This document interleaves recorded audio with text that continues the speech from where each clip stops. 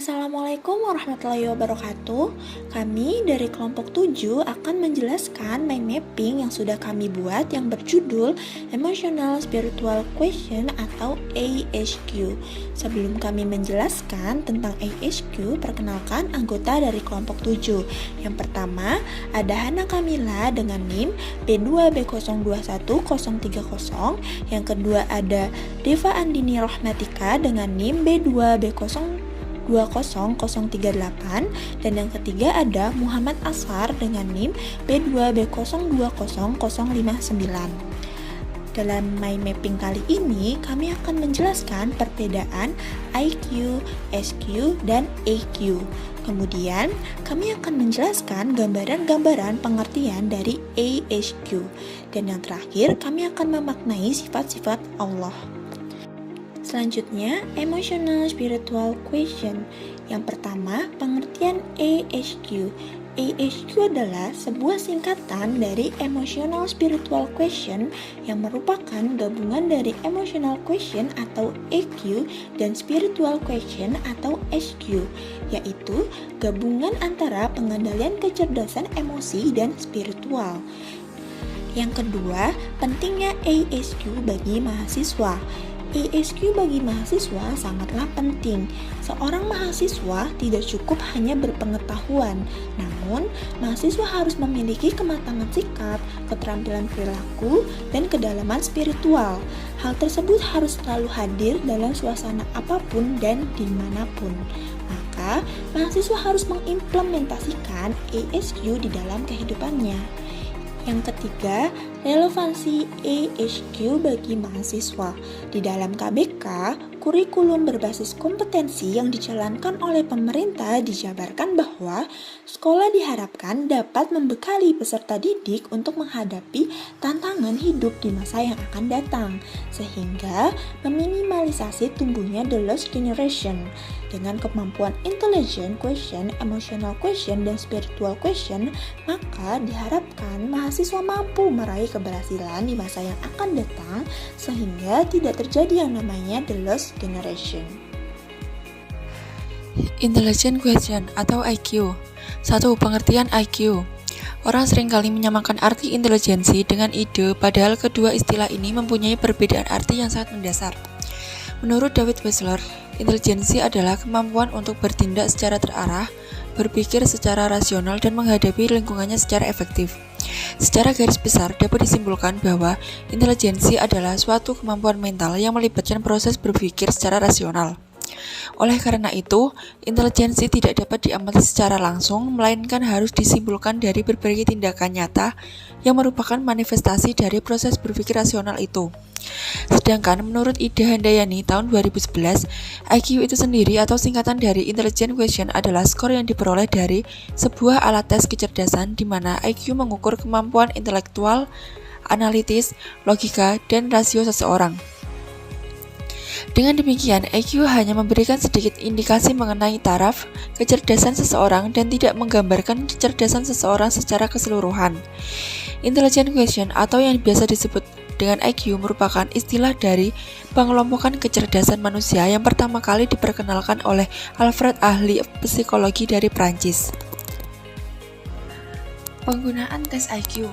Secara umum, IQ digunakan untuk 1. Mengukur kemampuan akademik di sekolah, 2. Bahan pertimbangan dalam memilih jurusan studi atau karir, 3. Memprediksi kemampuan gereja, 4. Mengetahui kemampuan analisis dan pemecahan masalah, 5. Menilai hambatan intelektual. 3. Makna IQ. Intelligent question atau disingkat IQ adalah istilah umum yang digunakan untuk menjelaskan sifat pikiran yang mencakup sejumlah kemampuan seperti kemampuan menalar, merencanakan, memecahkan masalah, berpikir abstrak, memahami gagasan, menggunakan bahasa, daya tangkap, dan belajar. Kecerdasan sangat erat kaitannya dengan kemampuan kognitif yang dimiliki oleh individu. Kecerdasan dapat diukur dengan menggunakan alat psikometri yang disebut sebagai IQ. Ada juga pendapat yang menyatakan bahwa IQ merupakan usia mental yang dimiliki manusia berdasarkan perbandingan usia kronologis. 4. Persentase otak. Berapa persenkah kemampuan otak yang kamu gunakan? Ada yang pernah mengatakan bahwa manusia hanya menggunakan 10% saja kemampuan otaknya. Sedangkan orang-orang pintar, Albert Einstein menggunakan lebih dari 10% kemampuan otaknya. Oleh karena itu, mereka bisa membuat teori dan menciptakan berbagai benda yang menakjubkan. Namun, ternyata pendapat tersebut hanya mitos saja. Hal ini dikemukakan oleh Jasper Gordon John Hopkins School of Medicine Amerika Serikat yang mengatakan bahwa sebenarnya kita menggunakan semua bagian dari otak kita. Sebagian besar dari otak kita juga aktif setiap hari.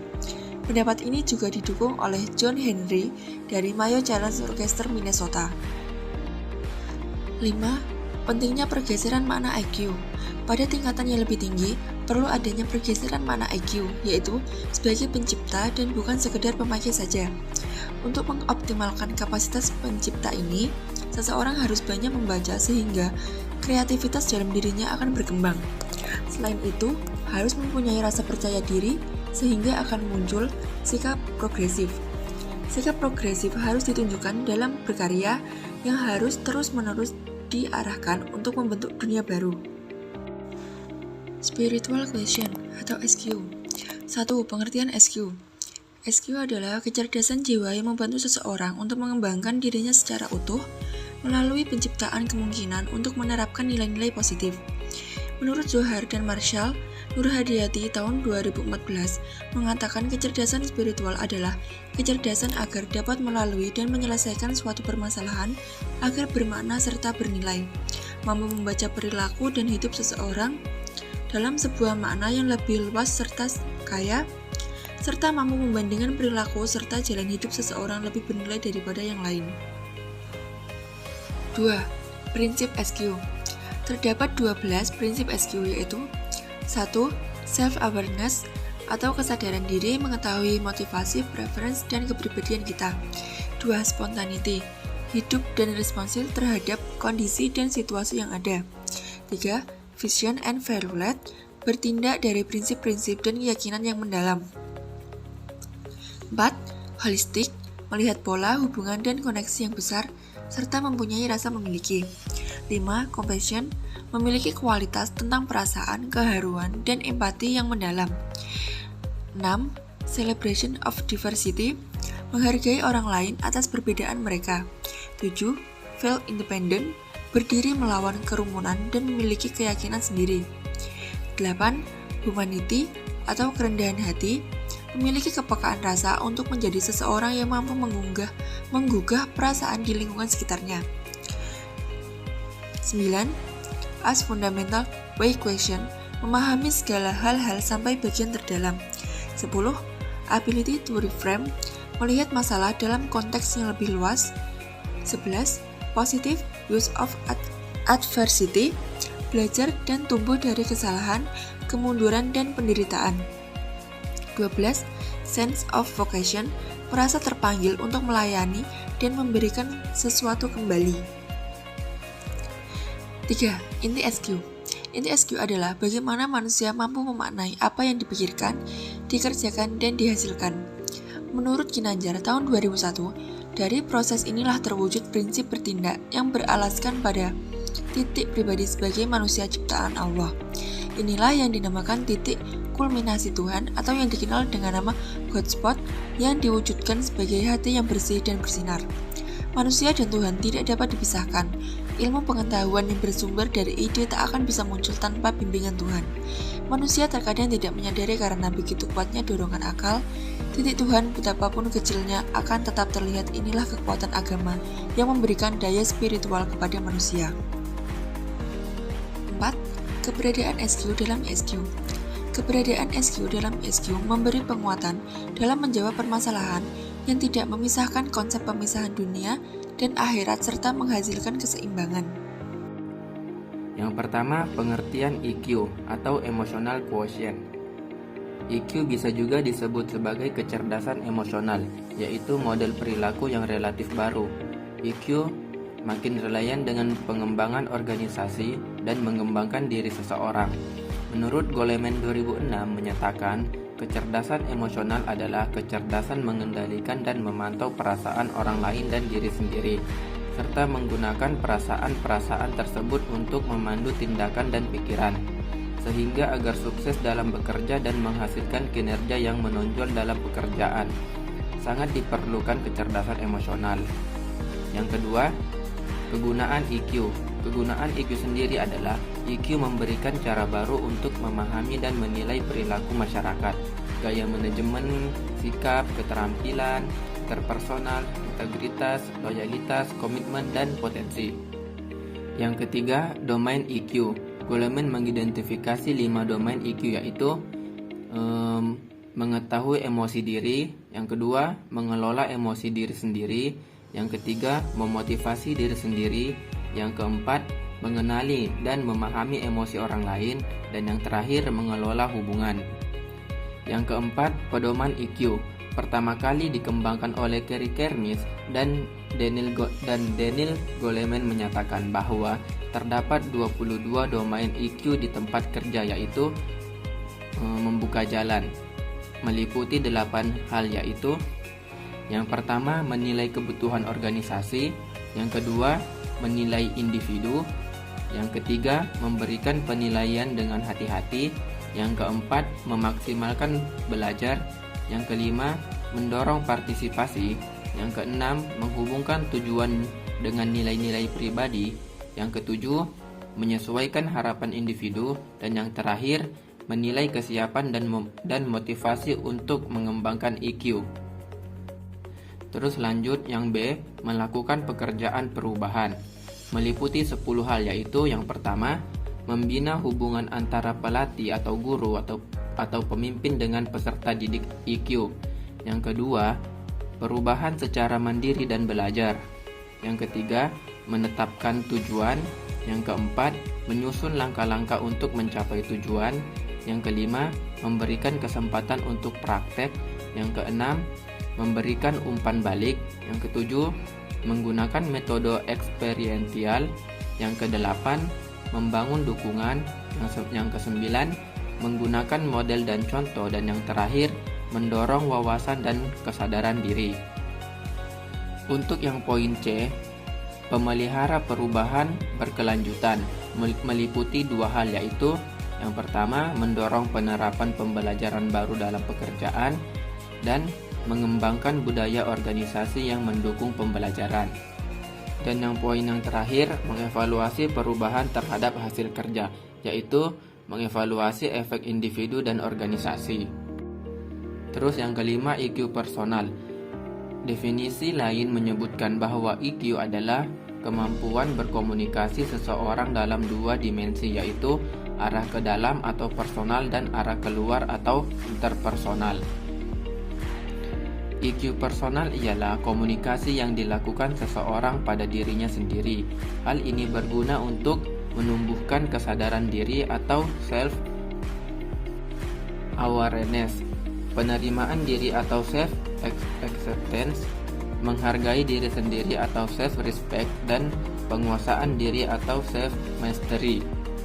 Sebagai contoh, ketika kita mengharapkan orang tua membelikan handphone tetapi orang tua tidak mengabulkannya. Pada masalah ini, EQ personal kita bermain seberapa besar kesadaran diri tentang manfaat handphone tentang kita. Kemudian ketika kita menyadari bahwa manfaatnya sangat kecil, kita mulai menerima keputusan orang tua. Dengan menerima hal itu pula kita tidak akan merasa sebagai orang yang sedih meskipun teman-teman kita memiliki handphone. Yang keenam, EQ interpersonal. EQ interpersonal adalah kemampuan memahami, menerima, mempercayai, dan mempengaruhi orang lain. Salah satu contohnya adalah ketika kita meminta saran dari teman dekat kita, teman kita akan memberikan tanggapannya. Itulah yang perlu kita pahami dan terima dengan baik. Memaknai sifat-sifat Allah. Yang pertama, unsur IQ. IQ melahirkan beberapa unsur, diantaranya yang pertama suara hati, yang kedua motivasi, yang ketiga kesadaran, yang keempat etos kerja, dan yang terakhir kesadaran emosi. Dari unsur tersebut terdapat unsur suara hati yang merupakan dorongan dari sifat-sifat Allah yang terkristal di dalam Asmaul Husna. Terus yang kedua, implementasi suara hati. Kita tidak bisa hanya mengikuti satu suara hati. Kita harus menggunakan proses dialog hati ketika ada dorongan ingin memiliki sesuatu, maka suara hati yang lain harus ikut hadir. Sifat-sifat Allah mana yang akan ikut memberi dorongan, yang akan disuarakan dan juga yang akan dikerjakan. Sebagai contoh, jika kita ingin berkuasa, maka harus ada dialog suara hati yang lain yang diimplementasikan seperti kesabaran, kebijaksanaan, dan keadilan.